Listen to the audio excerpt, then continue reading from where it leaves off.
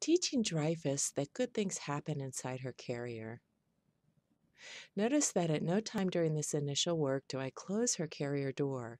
I will wait until Dreyfus has had a positive history of going all the way inside her crate and staying there before attempting to close her door while she is in there. Okay.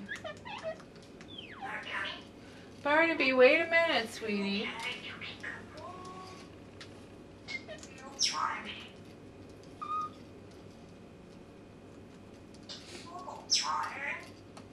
Good girl. Good girl.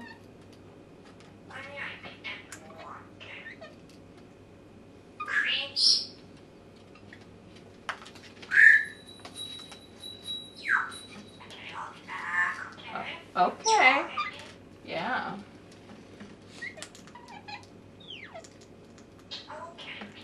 Good girl. Yes, you are. Mm-hmm. Good girl. The next step, Dreyfus chooses to go inside her carrier and stay there. Very important word here is choice.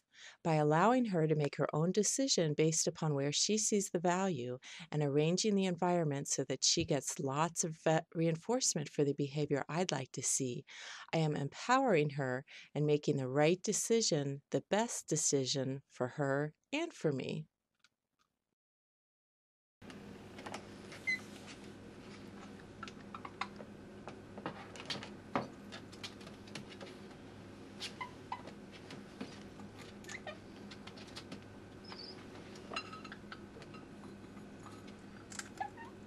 Next step, closing the door for short periods and increasing the duration of the door being closed. I watch Dreyfus's body language. If she shows any sign of discomfort, I would open the door immediately and let her speak with her body.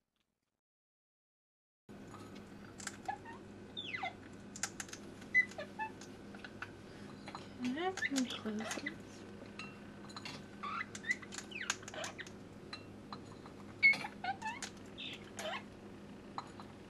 Open.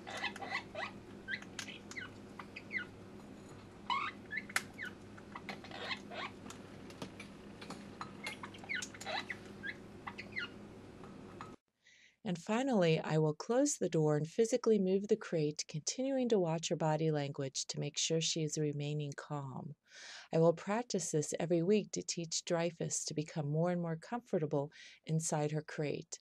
I can also teach her a cue for going inside her crate down the road.